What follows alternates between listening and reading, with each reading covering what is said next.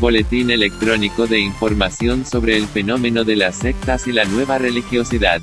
Red Iberoamericana de Estudio de las Sectas número 503. 1. El arzobispo de Burgos pide distinguir los métodos New Age de la oración cristiana. Fuente: Archidiócesis de Burgos. En su mensaje para el pasado domingo 25 de junio, el arzobispo de Burgos, Monseñor Fidel Herráez Vegas, llama a los católicos a tener cuidado con las espiritualidades alternativas. Pretende con ello responder así a algunas dudas y ofrecer criterios de discernimiento de ofertas que pueden tentar a los creyentes y, al final, apartarlos de la verdadera fe. El prelado explica que en un mundo secularizado y con un ritmo de vida estresante surge en muchas personas el anhelo de una experiencia espiritual que aporte sentido y calor a su existencia. Por ello no es extraño que proliferen métodos como el yoga o el zen, y otras técnicas vinculadas a la nueva era, New Age, con carácter místico y esotérico. Sin pretender condenar lo que supone, el ansia de espiritualidad, que brota de lo más íntimo de las personas, y que es una reacción ante nuestra cultura, Monseñor Herráez alerta frente al riesgo de emplear estos métodos en contextos católicos, siendo posible que bajo un ropaje cristiano se oculte una espiritualidad no cristiana, lo que se puede prestar a confusión. Por ello, el arzobispo burgalés llama a saber diferenciar la oración cristiana de otras cosas, como ya ha hecho en varias ocasiones el Papa Francisco en su predicación. Porque la oración en la New Age no es otra cosa que ampliar la propia conciencia aspirando a la fusión con la divinidad, con la naturaleza o la energía cósmica, en el fondo con algo impersonal. Ello normalmente provoca el encerrarse en uno mismo y el alejamiento de los demás. Finalmente, Monseñor Herráez invita en su carta semanal a desarrollar más la práctica de la oración, desde la tradición espiritual y mística cristiana. Porque, como dice el Papa Francisco, una sesión de yoga jamás podrá enseñar a un corazón a sentir la paternidad de Dios, ni un curso de espiritualidad se lo volverá más libre para amar. Por su interés, reproducimos a continuación el mensaje del arzobispo de Burgos. La espiritualidad cristiana y las nuevas espiritualidades. Esta semana deseo comentar un tema que está alcanzando una notable actualidad en nuestra sociedad y que también tiene repercusiones en nuestra vida eclesial.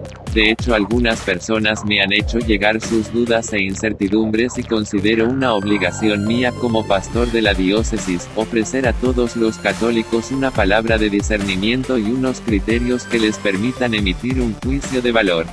El fenómeno al que me refiero es la proliferación de nuevas espiritualidades, o espiritualidades alternativas. Aunque pueda parecer paradójico, resulta lógico que en nuestra sociedad secularizada, externamente caracterizada por la increencia y la indiferencia ante el hecho religioso, surja en muchas personas el anhelo de una experiencia espiritual que aporte sentido y calor a su existencia. Es comprensible, dado el estilo de vida dominado por el estrés, la competitividad, el hastío, el anonimato, la soledad, y dada también la dimensión espiritual, reconocida o no, de los seres humanos. Por eso muchos recurren a métodos como el yoga o el zen, procedentes del hinduismo o del budismo, de la sabiduría oriental y vinculados frecuentemente al movimiento denominado New Age, Nueva Era, que en sus diversas manifestaciones es también un conjunto de creencias y prácticas místico-esotéricas, que se ofrece como una experiencia espiritual consoladora y benéfica para los insatisfechos ante el materialismo y el racionalismo deshumanizante del mundo occidental. No podemos condenar ni minusvalorar el ansia de espiritualidad, que brota de lo más íntimo de las personas, muestra además la insuficiencia de un modelo cultural y social dominado por el racionalismo, la técnica y el consumo, que muchas veces anulan la dimensión trascendente del ser humano. También en encuentros de oración o talleres de meditación, ofrecidos en centros católicos o en grupos eclesiales, se recurre al yoga o al zen.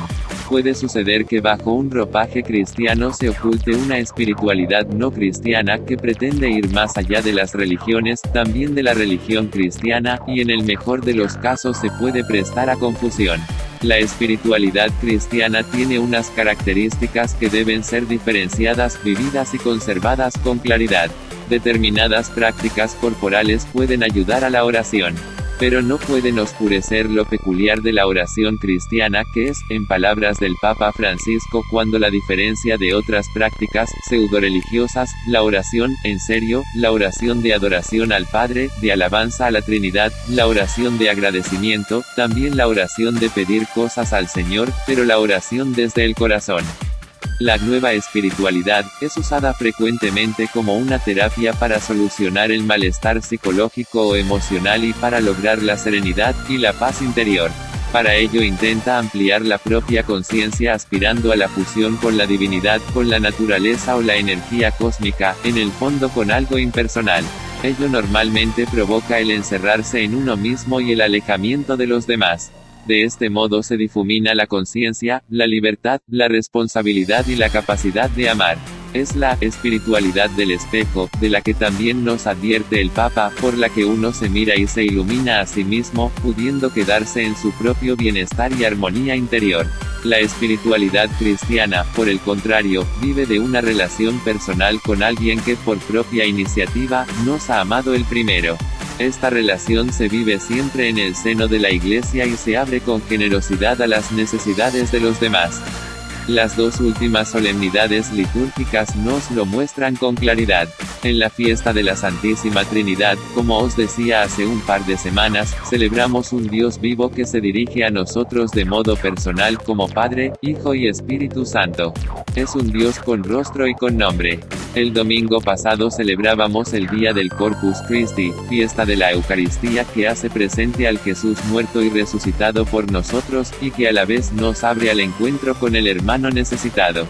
El cristiano reza como un hijo que se dirige confiado al Padre que es tierno y misericordioso, se siente unido a Jesús en su mediación sacerdotal, se sabe movido por el Espíritu Santo y se siente empujado a celebrarlo con los otros, con la Iglesia, en la liturgia y en el amor, de obras y de verdad. Ese es el tesoro que permanentemente debemos cuidar y profundizar. Las comunidades cristianas, y cada uno de nosotros, deberíamos desarrollar más la práctica de la oración, desde la tradición espiritual y mística cristiana. A ello os animo gustosamente, pues, como dice el Papa Francisco, una sesión de yoga jamás podrá enseñar a un corazón a sentir la paternidad de Dios, ni un curso de espiritualidad se lo volverá más libre para amar. Más Fidel Herráez, arzobispo de Burgos. 2. La masonería cumple 300 años. Y este libro explica su realidad. Fuente, Infocatólica. Estamos en el tercer centenario de la fundación de la masonería y los masones a nivel mundial han preparado este aniversario con gran dedicación. El autor de El Árbol Masónico, trastienda y escaparate del nuevo orden mundial, dice que la masonería no solamente tiene una trastienda, sino que debido a su presencia en la política, tanto en los partidos políticos clásicos como en los surgidos últimamente, el control de los medios de comunicación, el dominio de la educación y la cultura, y en general en la sociedad en su conjunto, como ideología omnipresente e imparable, tiene tienda y escaparate. Es lo que el experto en masonería, el sacerdote Manuel Guerra Gómez, miembro de la Red Iberoamericana de Estudio de las Sectas, RIES, relata en su última obra El Árbol Masónico. Trastienda y escaparate del nuevo orden mundial, a lo largo de 506 páginas. Ya puede comprarse en papel escribiendo a la propia RIES, ries.secor@gmail.com, y en formato digital en la editorial Digital Reasons, que lo ha publicado. También se ha creado una página de Facebook sobre el libro. Otro libro sobre la masonería. ¿Acaso estamos exagerando? No, claro que no. Vivir en el mundo de hoy, donde en gran parte vivimos controlados desde la infancia y las leyes sobre la familia y la educación por actores masónicos, nos obliga a pararnos a reflexionar sobre qué está pasando. El autor lo explica de esta manera. Otro libro sobre la masonería. Pero, no son suficientes los ya publicados. Lo invisible y por ello, aparentemente inactivo e inexistente es tan eficaz o más que lo visible, aunque sea muy aparatoso. La acción, discreta, según los masones, secreta, según los no masones de la masonería, sin pausa y sin prisa, ha transformado las sociedades occidentales, europeas, americanas, y occidentalizadas, filipina, australiana, de cristianas en relativistas, naturalistas y laicistas, o sea, masonizadas e incluso masónicas. Es necesario desenmascarar León XIII y conocer la masonería. La mayoría de los gobiernos y de los políticos, sean masones o no, están imponiendo los principios y criterios masónicos, implantando así el New World Order, NWO, el Nuevo Orden Mundial, NOM. De ahí la oportunidad y necesidad de un libro más sobre masonería en el tercer centenario de su existencia, 1717-2017. El autor: Manuel Guerra Gómez, nacido en Villamartín de Sotoscueva, 1931, es sacerdote diocesano, Burgos. Doctor en Filología Clásica, Salamanca, y en Teología Patrística, Institutum Augustinianum, Roma. Ha sido profesor y formador en el Seminario Menor de Burgos, así como catedrático de griego bíblico, latín cristiano, teología patrística e historia de las religiones en la Facultad de Teología del Norte de España, sede de Burgos. Ha sido además profesor de Historia de las Religiones en la Facultad de Teología de la Universidad de Navarra y en el Estudio Teológico de San Ildefonso, Toledo, así como secretario general y presidente de la Facultad de Teología del Norte de España, sedes de Burgos, Vitoria, conciliario diocesano del Movimiento Familiar Cristiano, Burgos, y consultor del Secretariado de la Comisión Episcopal de Relaciones Interconfesionales de la Conferencia Episcopal Española. Es miembro de la Real Academia de Doctores de España y además es miembro fundador de la RIES, Red Iberoamericana de Estudio de las Sectas. Ha publicado 31 libros, 70 ponencias y comunicaciones en congresos, simposios y más de 40 artículos en revistas sobre cuestiones filológico-teológicas. Entre sus libros sobre esta temática podemos citar el Diccionario Enciclopédico de las Sectas, Historia de las Religiones, las sectas, los nuevos movimientos religiosos, las sectas, 100 preguntas clave sobre New Age, Nueva Era, las sectas y su invasión del mundo hispano, una guía, la trama masónica, o masonería, religión y política. Índice. Prólogo. Y, año 2007, año de centenarios históricos y su relación con la masonería. Y 1. El primer centenario del triunfo de la revolución bolchevique. Y 2. El quinto centenario de la protesta de Lutero, origen del protestantismo. Y 3. El primer centenario de las apariciones de la Virgen en Fátima. Y 4. La masonería celebra sus centenarios. 2. Lo común a todas las obediencias o ramas masónicas. 2.1. El nombre genérico. 2.2. Las raíces de la masonería. 2.3. Las constituciones de los franc-masones, y la previa quema de documentos. 2.4. La savia del árbol masónico o de la masonería moderna. 2.5. El tronco del árbol masónico o los principales de la masonería. 3. Las ramas y las hojas del árbol masónico. 3.1. Dos masonerías originarias, la católica, estuardista, escocesa y la anglicana, protestante, orangiana, hanoveriana, inglesa. 3.2. Las obediencias o ramas de la masonería. 3.3. Las hojas del árbol masónico o su estructura piramidal. 3.4. Su funcionamiento o los ritos masónicos y sus ritos. IV. Las flores y los frutos, la perfección del individuo y la transformación de la sociedad. IV1. Algunos aspectos positivos de la masonería. IV2. La filantropía masónica y su alcance. IV3. Los medios para transformar la sociedad. IV4. En secreto. V. De profano, a masón, un itinerario. V1. Preámbulo. V2. Los pasos en el camino de la iniciación en la masonería.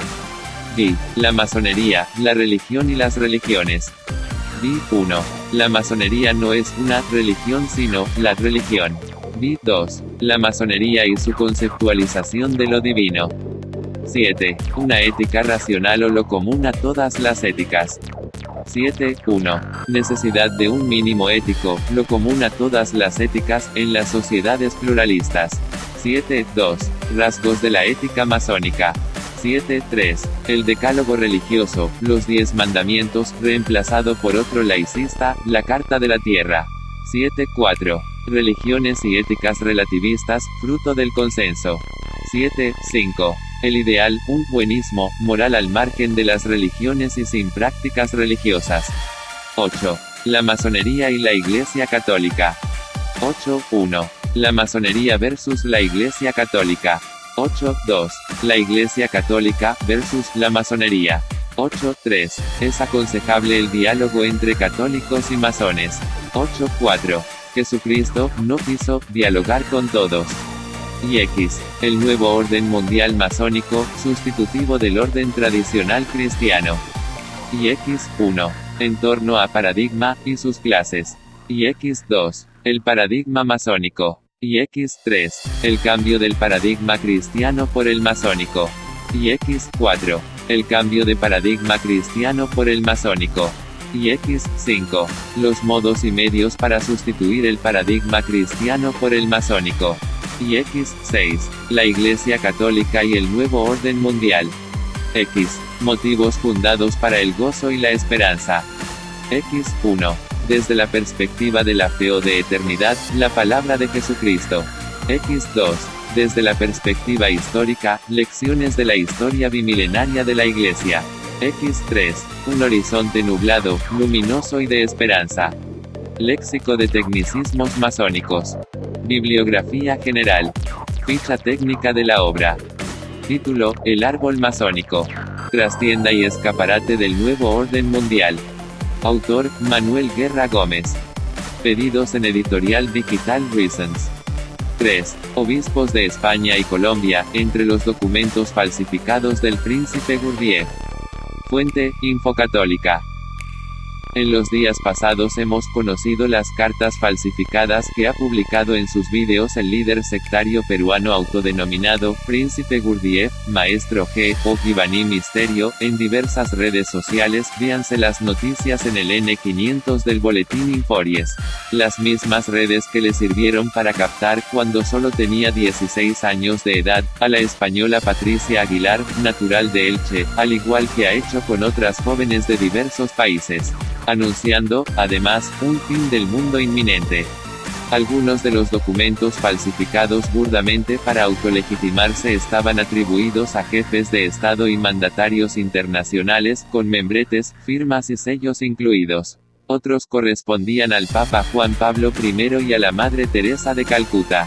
No tenemos noticia de que haya habido ninguna reacción institucional a estas prácticas que implican el delito de falsificación de documento. Obispos españoles y colombiano. La utilización espuria de documentos supuestamente eclesiásticos no se ha quedado ahí, sino que el líder sectario peruano, Félix Steven Manrique Gómez, ha instrumentalizado también cartas de 7 obispos españoles y 1 colombiano. Como en los casos de las falsas misivas, develadas, anteriormente por el gurú, también aquí hay algunas que, por su antigüedad, corresponden a obispos ya fallecidos o que no ocupan la sede diocesana señalada. En concreto, las cartas se atribuyen, con membretes, firmas y sellos, a Monseñor Juan Antonio Rech Pla, obispo de Alcalá de Henares, Monseñor Antonio Ceballos, obispo de Cádiz y Ceuta hasta 2011, Monseñor Demetrio Fernández, obispo de Córdoba, el cardenal Ángel Suquía, arzobispo de Madrid, Alcalá ya fallecido, Monseñor José Ignacio Munilla, obispo de San Sebastián, el cardenal Antonio Cañizares, arzobispo de Toledo hasta 2009, y Monseñor Gregorio Martínez Sacristán, obispo de Zamora. También hay un 8º obispo, colombiano, Monseñor José Alberto Osa Soto, obispo de Santa Rosa de Osos. Legitimación de su delirio mesiánico. En esta ocasión, las cartas contienen el mismo y único texto, que serviría para demostrar que los obispos católicos apoyan los delirios místicos del líder sectario que anuncia el apocalipsis y capta adolescentes a través de Internet. Estos son los puntos firmados por los 8 obispos involuntariamente implicados. Decreto canónico. Se reconoce a la Santa Iglesia Gnóstica como única canónica y apostólica sucesora de nuestro Señor Jesucristo Salvador. Se reconoce al avatar Samael Aun Weir como apóstol y profeta de nuestro Señor Jesucristo. Se reconoce la autenticidad de las cartas y reforma de la Constitución Vaticana del Santo Papa Juan Pablo I, por lo cual se unifica la cristiandad en un solo hombre y Dios. Se reconoce que el Cristo cósmico tiene 2 expresiones, Cristo Salvador Jesús y Cristo Redentor Gurdjieff. Se reconoce la santidad de los manuscritos del Mar Muerto, los evangelios apócrifos y gnósticos. Se reconoce como único vicario de Dios en la tierra al maestro príncipe Gurdjieff. Se reconoce como Cristo Redentor al maestro príncipe Gurdjieff, juez del Apocalipsis. Como puede observarse, aunque al principio los documentos parecen legitimar los fundamentos de las sectas gnósticas, al referirse a la Santa Iglesia Gnóstica, y a su fundador contemporáneo, el colombiano Víctor Manuel Gómez, apodado Samael Aumweir, esto solo es un apoyo para pasar a nombrar al joven gurú peruano autor de estos documentos falsificados, Cristo Redentor, único vicario de Dios en la tierra, y juez del Apocalipsis, entre otros títulos. 4. El líder sectario, príncipe Gurdjieff, afirma ser el sucesor al trono de España. Fuente, Infocatólica. Continúa siendo uno de los protagonistas de la actualidad en España, aunque se sepa muy poco de él. Félix Steven Manrique Gómez, el líder sectario peruano autodenominado Príncipe Gurdjieff, Maestro G, o Giovanni Misterio, en diversas redes sociales. Lo es porque, debido a su labor de captación y seducción de adolescentes y jóvenes en estas redes, consiguió que el pasado mes de enero la joven española Patricia Aguilar huyera de su casa tras cumplir los 18 años y se fuera con él a Perú. Manrique, cabecilla de una secta gnóstica que anuncia el fin del mundo inminente con un desenlace que se acerca cada vez más, y con el que mantiene cohesionados a sus seguidores, por lo que se sabe, un pequeño grupo de mujeres jóvenes sometidas totalmente a él, ha publicado decenas de vídeos en YouTube en los que difunde sus delirios y sus aspiraciones mesiánicas. En algunos de estos vídeos, tal como ha publicado la Red Iberoamericana de Estudio de las Sectas, RIES, en los últimos días, divulga documentos falsificados que lo legitimarían como gemelo de Cristo, Salvador de la humanidad y un montón de títulos más. En primer lugar, cartas atribuidas falsamente a jefes de Estado y otros grandes mandatarios de todo el mundo. En segundo lugar, documentación supuestamente firmada por el Papa Juan Pablo I y la Madre Teresa de Calcuta. Y en tercer lugar, cartas de obispos de España y de Colombia. Todas ellas con sus membretes, firmas y sellos correspondientes. Documento de la Casa Real. Las aspiraciones megalómanas del príncipe Gurdjieff no se quedan ahí. Además de considerarse, venerable maestro, vicario de Cristo en la tierra, gemelo de Cristo, redentor de la humanidad y juez del Apocalipsis, en otro de los vídeos publicados por él mismo muestra una fotografía del presidente del gobierno español, Mariano Rajoy, despachando con el rey emérito Juan Carlos I en el despacho de este en el Palacio de la Zarzuela y entregándole una carta firmada. La imagen siguiente en el vídeo, titulado Declaración de sucesión al trono español develado por VM Príncipe Gurdjieff, es la de una carta falsificada con membrete de la Casa Real Española, en la que se lee lo siguiente. La Casa de Borbón de honra reconocer al VM Príncipe Gurdjieff con el título de Conde de Barcelona, Príncipe de Asturias, administrador y albacea de todas las tierras y bienes económicos e inmuebles de la corona española. La corona española reconoce al ilustrísimo príncipe Gurdjieff, como soberano comendador del linaje Borbón y del cristianismo, legítimo sucesor al trono español, en caso de que llegara la muerte prematura del príncipe Felipe VI. Producto del descontento general, la conmoción social y política en España, el rey Juan Carlos abdicará al trono en favor del príncipe Felipe, dejando establecido la sucesión real a la muerte de Felipe VI, que será breve, dando cumplimiento a las profecías anunciadas por muchos esclarecidos y piadosos santos del cristianismo católico apostólico romano. En caso de acaecer la muerte prematura del príncipe Felipe, el sucesor al trono indiscutible será el VM Príncipe Gurdjieff. Certifica el presidente del gobierno español Mariano Rajoy con carácter de decreto de Estado. El documento lleva las firmas del entonces rey Juan Carlos I, ya que la carta está fechada supuestamente el 1 de junio de 2014, unos días antes de su abdicación, del presidente del gobierno y del entonces príncipe Felipe, sucesor verdadero al trono y actualmente monarca español. Por lo que se ve, el líder sectario no solo se arroga el derecho sucesorio y la toma de posesión de las propiedades de la corona de España, sino que afirma, a posteriori naturalmente, que conocía la abdicación de Juan Carlos I antes de hacerse pública y la supuesta muerte prematura de su hijo y sucesor. 5. Las sectas en España, igual que de una droga, la gente se queda colgada. Fuente, Voz Populi.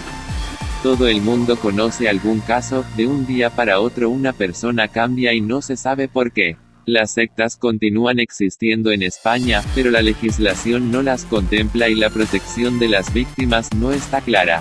Lo cuenta Lupe Carrasco en un reportaje publicado en Voz Populi. He tenido casos de tener enfrente mío a un fiscal que no sabía de qué iba el tema. Quizás sea esta la cita que mejor define la situación actual de la legislación con respecto a las sectas en España. La cita es de Juancho Domínguez, presidente de Redune, una organización sin ánimo de lucro que se creó hace más de 10 años para luchar por la dignidad de las personas secuestradas por grupos sectarios, que actualmente también adquieren el calificativo de grupos coercitivos. Con esta idea coincide Carlos Villagrasa Alcaide, profesor titular de Derecho Civil de la Universidad de Barcelona y miembro de la Asociación para la Investigación del Abuso Psicológico, AIAP. A día de hoy existe una importante falta de formación de los operadores jurídicos en este campo, las investigaciones se ven impregnadas de prejuicios ideológicos y los temores, lo que favorece la impunidad y el desarrollo de las sectas. Todos nos imaginamos a un hombre con túnica blanca hasta los tobillos y esperando la llegada de un platillo volante con todos sus seguidores detrás a las instrucciones del líder. Nada más lejos de la realidad, las sectas han variado tanto que hasta una simple clase de yoga puede esconder detrás comportamientos sectarios. Hay que evitar el estereotipo de secta igual a hombre con túnica blanca. El modus operandi y el funcionamiento de las sectas destructivas en España a día de hoy ha cambiado sustancialmente, cuenta en conversación con Voz Populi Miguel Perlado, psicólogo clínico, psicoterapeuta de formación y coordinador del Grupo de Trabajo en Derivas Sectarias. En representación del Consejo General de Psicología de España, Perlado afirma que las sectas son camaleónicas, ya que se adaptan a los tiempos en los que viven. Los temas que penetran en la sociedad varían. Los grupos que eran de índole religiosa, aunque continúan existiendo, hoy en día se basan en sanaciones, curaciones o terapias, cuenta. En España predominan las sectas relacionadas con la salud y las de corte esotérico. Antes había un afectado entre 100, ahora son muchísimos porque se han ramificado en muchos tipos de secta, añade Domínguez. Perlado informa de que en España se contabilizan alrededor de 250 y la aceptación poblacional ronda el 0,8%, una cifra muy importante que se acerca a las estimaciones de otros países europeos. Se siguen manteniendo grupos sectarios como los Testigos de Jehová o algunos grupos evangélicos, señala Domínguez. Se han ido abriendo muchos centros de todo tipo de terapias, de coaching, de psicología, pero que no están científicamente probados, señala el presidente de Redune. Igual que de una droga, la gente se queda colgada, añade. Son centros, afirman, que copian al método sectario. Perlado comparte una experiencia de este tipo. A una señora le recomiendan hacer yoga por un problema de espalda. Va a un centro y después de un tiempo no lo está haciendo, está limpiando los suelos de la directora del centro. Cuando se le pregunta que por qué limpia suelos asegura que no está fregando, sino que está purificando su alma y trabajando su desapego, narra. Se llega a justificar la explotación personal, alarma. Muchos plantean que el hecho de que una secta controle la voluntad de una persona va ligado a una baja autoestima. Hace años aparecía una organización de estas y la gente pensaba que el afectado era tonto, pero eso pasa muchas veces, también con temas como las preferentes, y todos somos tontos, cuenta Domínguez. Esto viene derivado de una mala situación personal, ya sea por una enfermedad, por las malas relaciones afectivas o por una situación de desempleo, añade. Hay grupos que se acercan a personas en momentos de vulnerabilidad individual, familiar o social. Cuando ha habido tsunamis o en el atentado de las Torres Gemelas se incrementó, señala Perlado. Aparecen con una ayuda aparentemente desinteresada, pero luego estaban al servicio de reclutar a gente para los grupos, concluye. El último caso conocido es el de Patricia Aguilar, una joven que en el momento de cumplir la mayoría de edad decide fugarse de casa e irse a Perú, junto a Félix Steven Manrique, que estaría relacionado con la secta Gnosis que alerta del fin del mundo. Sin embargo, ella afirma no estar coaccionada por ningún grupo. Cuando se trata de personas mayores de edad, a la actuación de la jurisprudencia se suman más handicaps. Se puede demostrar que una persona mayor de edad no se ha ido por voluntad propia. En este punto hay distintos aspectos a estudiar. Julia Clavero, licenciada en Derecho y abogada de Derecho Familiar y Derecho Penal en ABA Abogadas, cuenta que cuando el afectado es menor de edad es más sencillo porque los progenitores tienen la patria potestad. Sin embargo, para mayores de edad, hay que interponer una denuncia para que se practique prueba de que existe coacción o retención ilícita al doblegarse su voluntad.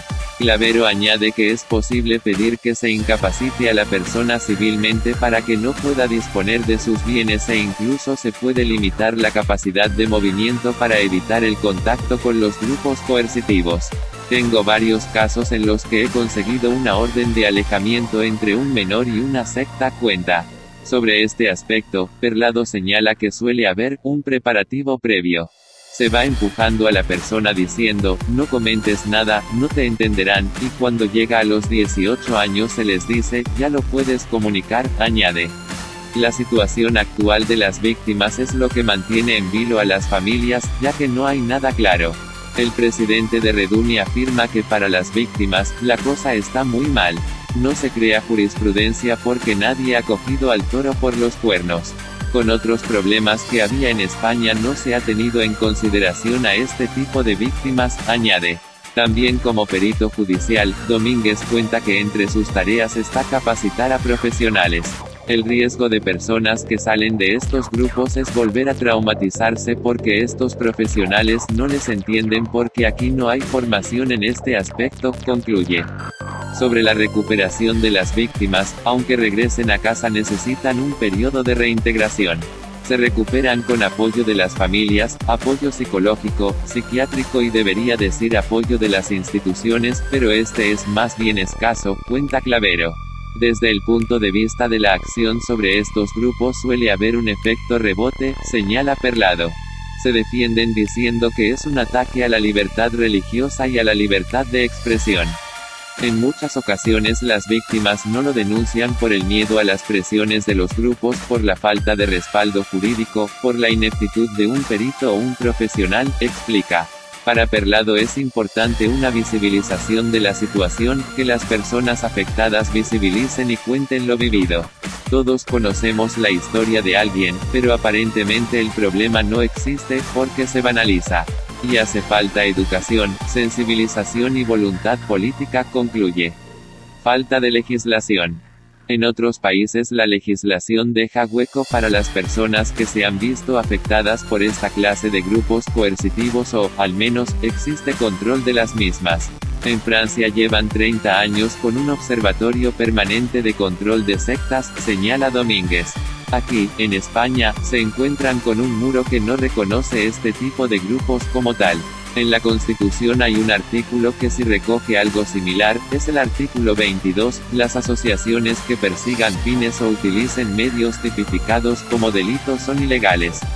Asimismo, hay artículos que pueden aplicarse en casos de captación. En el Código Penal se lee la prohibición de asociaciones ilícitas que emplean medios violentos o el control de la personalidad, art. 515, los delitos de libertad de conciencia, art. 522, los delitos contra la integridad moral, art. 173,1, o las lesiones mentales, art. 149. Si se mira el Código Civil, se encuentra un punto sobre las incapacitaciones de restricción de capacidad de obrar, art. 756 al 763. Perlado explica que existe una clasificación cuando se habla de sectas dependiendo del nivel de riesgo de influencia, del 1 al 10, ya que en el 0 habría redes de influencia nula, pero no existe relación humana exenta de influencia. En el 10 existirían relaciones de máxima influencia y ahí se podría situar por ejemplo el yihadismo. El máximo o más allá del máximo, incluso esta estaría en el 11, dice. 6. Los mormones construyen en Barranquilla su segundo templo colombiano. Fuente, El Heraldo. A lo lejos de la vía al mar, entre Barranquilla y Puerto Colombia, se asoma una cúpula eclesiástica cuya estructura promete estar enchapada en una piedra brasilera y llevar en la cima un ángel Moroni, un antiguo profeta. El faro que se eleva sobre el corredor universitario será del primer templo mormón que se construye en la ciudad, el segundo que tendrá Colombia. El primero está en Bogotá, uno de los 150 que están en funcionamiento en el mundo. Todos reciben el nombre de Templo de la Iglesia de Jesucristo de los Santos de los Últimos Días, IJSUD. Lo cuenta Ivonne Arroyo en El Heraldo. El proyecto es impulsado por la IJSUD gracias a los diezmos de sus fieles en el mundo, que corresponden al 10% de sus ingresos. El reto arquitectónico es para que la obra tenga vida por más de un siglo en Barranquilla. Así lo explicó Guillermo Estrugo, director de asuntos del área que cubre Colombia, Venezuela, Perú, Ecuador y Bolivia, quien destacó que se trata de una edificación sagrada, excelsa y que no persigue la ostentación. Será un lugar santo de adoración donde las personas harán convenios sagrados con Dios. Por eso cuidamos cada detalle tanto en la estructura como en la sobria decoración. Tendrá hermosos jardines, contó Estrugo a El Heraldo. El nuevo templo contará con 2 edificaciones. Uno con fines religiosos y un edificio auxiliar destinado a asuntos administrativos y de servicio para los asistentes, construidos en un lote de aproximadamente 23.000 metros cuadrados. Según las proyecciones, el recinto estaría listo para el cuarto trimestre de 2018, después de casi 3 años de trabajos, teniendo en cuenta que la ceremonia de la primera palada se celebró el 20 de febrero de 2016. Una vez sean abiertas sus puertas, de acuerdo con Estrugo, la comunidad mormona invitará a todas las personas de la costa caribe, miembros y no miembros, a conocer el interior del templo. Sin embargo, después de ese evento, el ingreso será exclusivo a los practicantes del movimiento. Actualmente las obras avanzan en un 60%, según indicó Nairon Barrios, director de Asuntos Públicos en Barranquilla. Ya se terminó toda la estructura del edificio principal y del edificio auxiliar, así como los muros externos. Ahora se está trabajando en fachada y se realizan trabajos interiores, precisó Barrios. El proyecto es ejecutado por la constructora Askel, una empresa México-americana que acredita experiencia en construcción de templos. Con las labores se generan aproximadamente 400 empleos, la mayoría en la región Caribe, según indicó Barrios. Según estadísticas de la IJSUD, la comunidad mormona en Barranquilla se estima en 11.500 fieles, mientras en todo el Caribe la cifra asciende a unos 36.000, divididos en 9 unidades llamadas estacas, que son equivalentes a una diócesis católica. Para congregar a las familias en la ciudad y su área metropolitana están en funcionamiento unas 20 capillas mormonas, las cuales guardan gran diferencia con los templos. Los primeros son centros de reuniones, mientras que en los segundos se establecen ordenanzas sagradas. Por eso, según Estrugo, Barranquilla tendrá su primer templo. Desde 1999, cuando entró en funcionamiento el Templo de Bogotá, miles de ellos han hecho grandes sacrificios, cada vez que sus posibilidades se lo permiten, dijo. Para una gran cantidad de personas será mucho más accesible el templo, al tenerlo más cerca. No solo las personas de Barranquilla podrán ir con más facilidad, sino todas las que viven en la costa atlántica e incluso en otros lugares de Colombia y países vecinos, desde donde es más fácil y rápido transportarse a Barranquilla que a Bogotá. Esta es una bendición para los miembros que acuden al templo, explicó el líder mormón, quien expresó también que con la construcción de este templo, no se realizarán actos de proselitismo. Para la IJSUD, los templos son literalmente casas del Señor. En ese lugar, considerado como santo, los fieles hacen convenios sagrados con Dios, explica un vocero. Dice que un ejemplo de esto es cuando reciben investiduras, don u otorgamiento, o sellan un matrimonio. Tienen diversos salones y cuartos privados para vestirse de blanco. En los templos asistimos como familias para unirnos a nuestros antepasados por medio de ordenanzas que solo allí se pueden hacer. Los matrimonios no son hasta que la muerte los separe, sino para siempre, explicó Mauricio Pérez, presidente de la Estaca Paraíso de Barranquilla. 7. Polémica en Bolivia ante el proselitismo de la Iglesia de la Cienciología. Fuente, El Deber.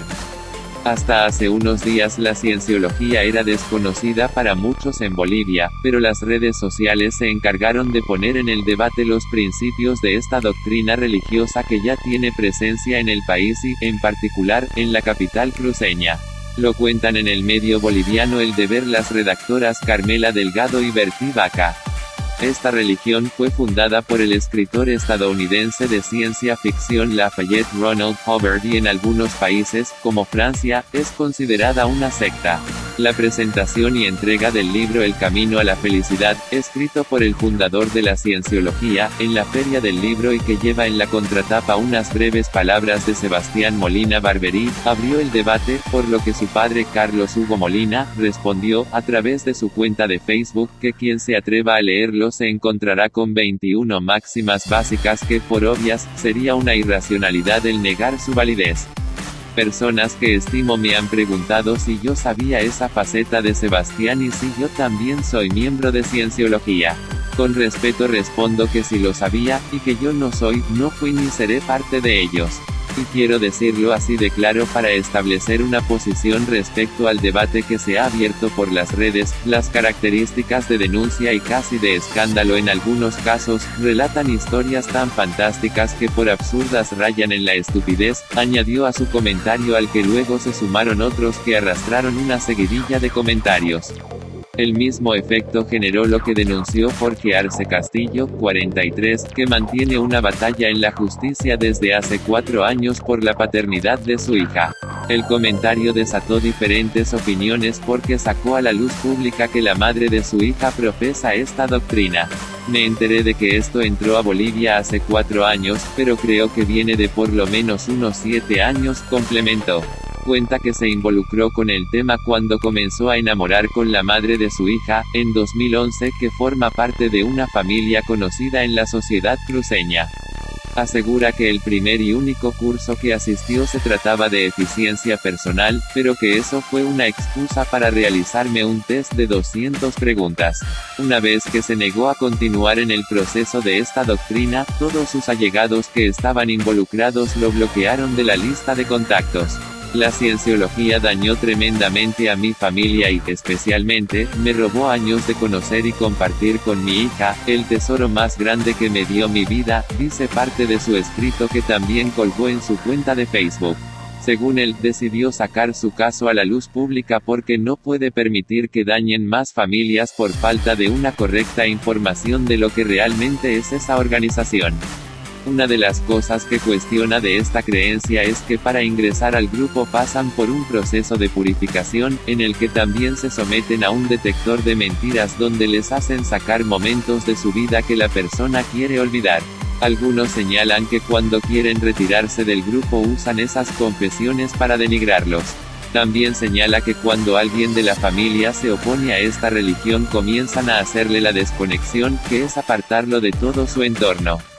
Estas percepciones también tienen resonancia en algunas publicaciones que circulan en Internet, donde señalan que los miembros de la cienciología son sometidos a presiones psicológicas y que por medio de amenazas han construido un imperio económico conquistando a estrellas de Hollywood, empresarios y políticos de todo el mundo. Tom Cruise, Dustin Hoffman, Nicole Kidman, Oliver Stone, Constantin Costa Gravas, Larry King, Mario Puzo, Aaron Spelling, Gore Vidal son algunos nombres de famosos que se difunden. Cienciólogo local. Osvaldo Peredo resalta que el que ahora es presidente de la cienciología, David Miscavige, al parecer ha comprado la marca Lafayette Ronald Hubbard, que con su espíritu capitalista creó la religión de la cienciología, porque veía que todo su planteamiento le reportaba ganancias y por lo tanto, al generarle más ganancias, los impuestos eran mayores, por lo que para evadir el pago de tributos, creó una religión. Peredo hizo notar que Hubbard comenzó con un planteamiento científico, desarrolló una ciencia de la salud mental, escribió muchos libros al respecto, pero hay un momento en que él desaparece y se publican varios libros con su firma y ha notado que el sentido original está modificado. Artículo crítico. El mismo medio boliviano ha publicado una columna de opinión firmada por Maggie Talavera, titulada Cienciología y estupidez. La reproducimos a continuación.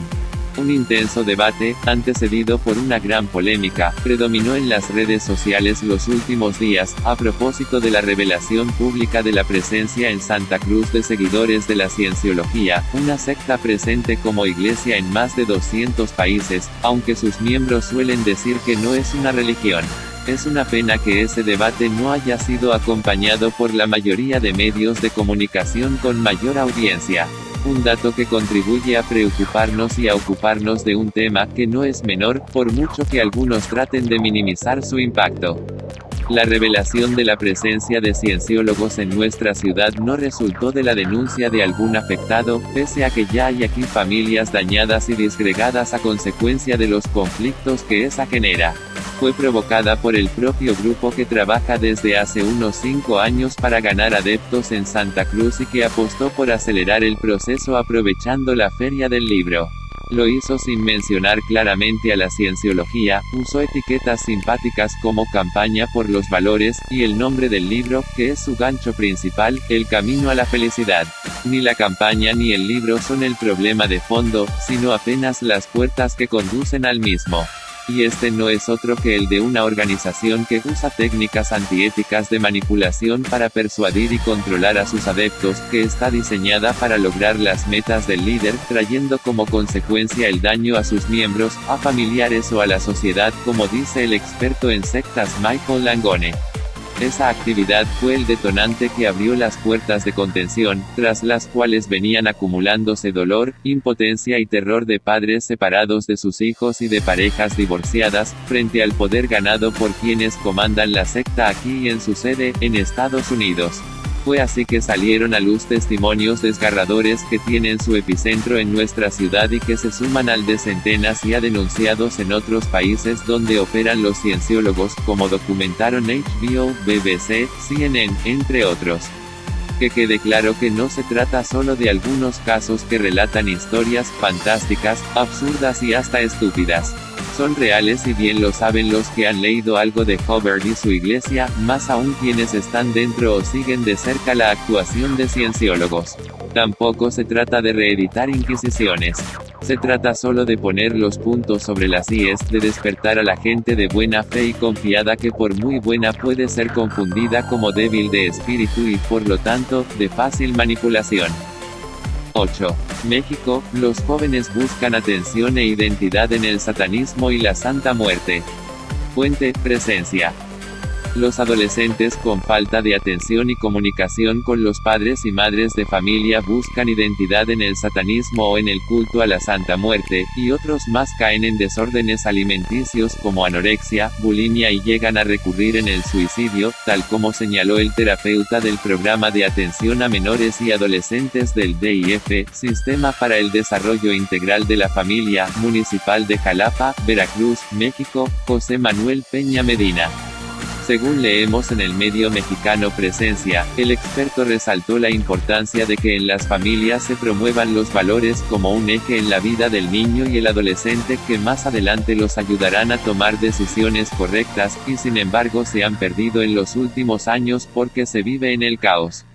Mencionó que una muestra de esta pérdida de valores, unida a que los padres y madres no dedican tiempo a sus hijos, ocasiona que los adolescentes busquen apegos o identidad en grupos que al final los dañan aún más en su percepción y respeto por la vida.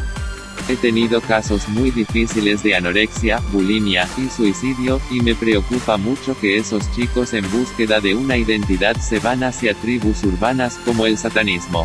Hay chicos que se van hacia ese tipo de filosofías. Chicos que le dan culto a Satán, a la Santa Muerte. Soy muy respetuoso de la religión, pero estas filosofías como el satanismo les crean resentimiento y odio, explicó.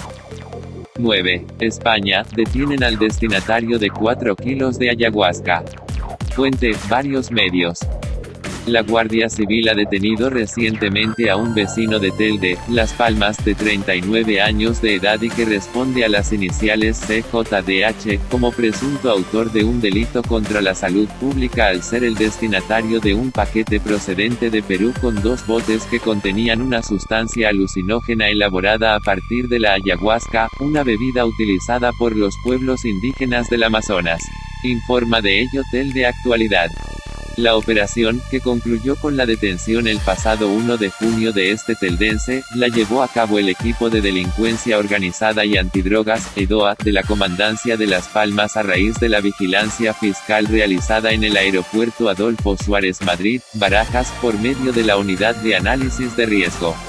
Al tener conocimiento de la llegada desde Perú de un paquete postal, de 4.110 gramos de peso bruto, con una sustancia alucinógena en su interior cuyo principio activo es dimetiltriptamina, DMT, un enteógeno de escaso uso en Canarias, se puso en marcha una operación bautizada como Ayahuasca con el fin de averiguar y detener al receptor de esta mercancía.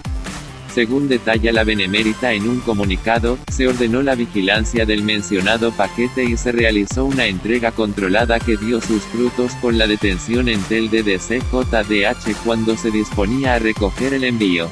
El arrestado ya ha pasado a disposición del juzgado de guardia de la ciudad. La DMT, una sustancia fiscalizada en la lista I de la lista verde del Convenio sobre Sustancias Psicotrópicas de 1971, es el principal componente de la ayahuasca, una bebida elaborada a partir de la combinación de plantas que los pueblos indígenas amazónicos utilizan en rituales y a la que atribuyen fines curativos. Su ingesta provoca visiones, emociones diversas y procesos de catarsis, además de efectos secundarios como náuseas y vómitos, temblores y letargia. Según informa la provincia, la vigilancia del envío se llevó a cabo en base a lo dispuesto en Ley de Enjuiciamiento Criminal. No solo se ha producido la detención, sino que la sustancia incautada ha pasado a disposición del correspondiente juzgado, en funciones de guardia, de la localidad de Telde. Recordamos que la ayahuasca se está popularizando mucho últimamente con la organización de talleres y retiros que incluyen su ingesta, tanto en su contexto natural, el Amazonas, a donde viajan cientos de personas para probar esta experiencia presentada como psicodélica y espiritual, de ampliación de conciencia, como en Occidente, donde se multiplican las convocatorias de este tipo. Frente a la publicidad que presenta a la ayahuasca como una sustancia cuyos efectos solamente serían beneficiosos para sus consumidores, la realidad nos habla de personas que han llegado a morir como consecuencia de su ingesta, además de casos de manipulación sectaria. 10. Inhabilitan a un médico en España por tratar a un enfermo de cáncer con agua de luz. Fuente: El País. El Colegio Oficial de Médicos de Barcelona, COM, ha inhabilitado a un médico que usaba terapias alternativas para tratar a pacientes oncológicos. Según el COM, el médico administró un tratamiento llamado agua de luz a un paciente con un melanoma en fase terminal. El facultativo ha recurrido la sanción y continúa ejerciendo en su clínica privada a la espera de la resolución judicial del caso. Lo cuenta Jessica Mouso Quintans en el diario español El País. El COM ha inhabilitado a un médico durante 1 año y medio por unas actuaciones gravísimas, donde ha habido un engaño moral y una estafa económica, ha reconocido el presidente del colegio, Jaume Padrós. El facultativo habría tratado a un paciente con un melanoma en fase terminal con una serie de terapias sin evidencia científica, como la llamada agua de luz, o con espectro de luz que esparcía sobre el enfermo para mejorar su estado. También le practicaba otros procedimientos de dudosa eficacia, como limpieza arterial, rejuvenecimientos y magnetoterapia. El paciente, que ya presentaba un estadio avanzado de la enfermedad, terminó falleciendo. Padrós ha asegurado que, si hubiese seguido el tratamiento oncológico adecuado, podría haberse beneficiado de terapias dirigidas que habrían aumentado su pronóstico de vida. El COM ha declinado dar el nombre del médico para no entorpecer el proceso judicial. Le hizo firmar un consentimiento informado al paciente diciendo que los tratamientos convencionales son alternativos a los que él hacía, ha apuntado Padrós. Según el COM, el facultativo jugó con la confusión del diagnóstico y el tratamiento, pues el paciente era una persona joven que no aceptaba la enfermedad. Además, el colegio profesional ha reconocido que el facultativo tampoco tenía actualizados los conocimientos médicos necesarios. No hubo seguimiento clínico ni pruebas médicas. Cuando había problemas graves no los sabía identificar ni tratar, ha añadido Padrós. Pero no es este el único caso de mala praxis detectado por el COM en el tratamiento de pacientes oncológicos. Padros ha alertado de un aumento importante de médicos que emplean otros procedimientos sin evidencia científica como alternativos a las terapias contra el cáncer de eficacia testada. De hecho, en el último año, aparte de la inhabilitación del médico que trataba con agua de luz, el COM también ha denunciado por intrusismo a otra persona que se hacía pasar por facultativo y ha abierto un expediente disciplinario a 6 médicos por mala praxis. Son casos en los que dicen públicamente que están haciendo tratamientos alternativos con pacientes oncológicos, médicos que han enviado pacientes a otros colegas que practican estas terapias alternativas o facultativos que en su web no dejan claro el carácter complementario de sus procedimientos, ha explicado Padros. Todos los casos eran consultas o clínicas privadas. Complementarias, sí, alternativas, no. Por este aumento de casos detectados por el COM, el organismo profesional ha publicado un documento de posicionamiento para aclarar a los médicos el procedimiento en los tratamientos a pacientes oncológicos. La oferta de tratamientos o terapias alternativas no validadas científicamente es mala praxis, ha zanjado Padros. El médico ha matizado que la clave está en la complementariedad de los procedimientos. Estas terapias sin clara evidencia científica están aceptadas como un complemento al tratamiento oncológico tradicional y testado científicamente. La finalidad del documento es definir qué tienen que hacer los médicos. No es la finalidad del COM determinar qué es ciencia y qué no. Los médicos están obligados a aplicar la evidencia científica siempre, ha remarcado el presidente del COM. Con todo, ha advertido, no todas las terapias son inocuas, aunque se vendan como naturales. Hay casos de procedimientos que usan determinados principios activos que generan toxicidad en contacto con otros tratamientos oncológicos, ha alertado. La RIES es una red de expertos y estudiosos católicos sobre el fenómeno sectario y la nueva religiosidad, presentes en España y Latinoamérica, y abarcando las zonas lusoparlantes. Pretende ofrecer, también con este boletín informativo, un servicio a la Iglesia y a toda la sociedad. La RIES no se responsabiliza de las noticias procedentes de otras fuentes que se citan en el momento debido. La RIES autoriza la reproducción de este material, citando su procedencia.